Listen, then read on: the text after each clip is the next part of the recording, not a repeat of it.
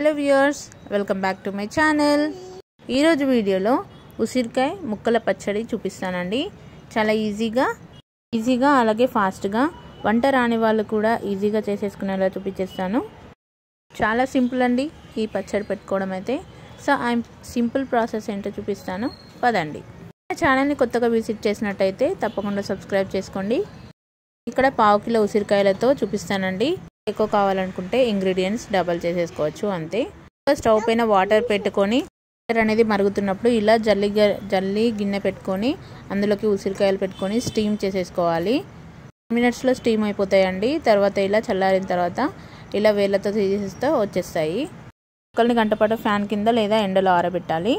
ఇప్పుడు stove on చేసి వేరొక బౌల్ పెట్టుకొని అందులోకి ఒక 1/2 టేబుల్ స్పూన్ మెంతులు అలాగే 1/2 టేబుల్ స్పూన్ ఆవాలు వేసుకొని ఫ్రై చేసుకోవాలి. దాని తర్వాత పౌడర్ చేసుకోవాలి. 1 అవర్ తర్వాత అదే బౌల్లోకి ఒక గ్లాసు ఆయిల్ తీసేసుకోవాలండి. ఒక 100 to 150 ml ఉంటుంది ఆయిల్. ఇప్పుడు ఎండలో ఆరబెట్టుకున్న ముక్కలని ఇలా ఫ్రై చేసేసుకోవాలండి ఆయిల్లో వేసేసుకొని.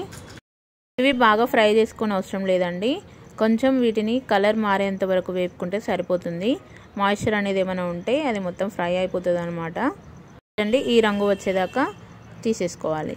పచ్చళ్ళలోకి పోపు వేసుకోవాలండి. పోపులోకి ఒక 3 ఎండుమిర్చి అలాగే కొంచెం పోపు దినుసులు వేసుకొని ఒకసారి బాగా ఫ్రై చేసుకోవాలి. ఇవి కాస్త వేగిన తర్వాత ఇందులోకి కొద్దిగా కరివేపాకు వేసుకొని ఫ్రై చేసుకోవాలండి. ఇది కొంచెం వేగిన తర్వాత ఇందులోకి కొంచెం పసుపు వేసుకొని ఒకసారి కలుపుకోవాలి. ఇవన్నీ కాస్త వేగిన తర్వాత స్టవ్ ఆఫ్ చేసేయాలి. స్టవ్ ఆఫ్ చేసిన తర్వాత ఇందులోకి కొద్దిగా దంచి పెట్టుకున్న వెల్లుల్లి వేసి ఫ్రై చేసుకోవాలి. అనేది పూర్తిగా చల్లారనివ్వాలండి. ఇప్పుడు ఈ ముక్కల్లోకి ముందుగా మిక్సీ పట్టుకున్న మెంతి పొడి వేసుకోవాలి. అలాగే ఇందులో మన కారానికి తగ్గట్టుగా ఒక 2-3 టేబుల్ స్పూన్ల కారం వేసుకోవాలండి.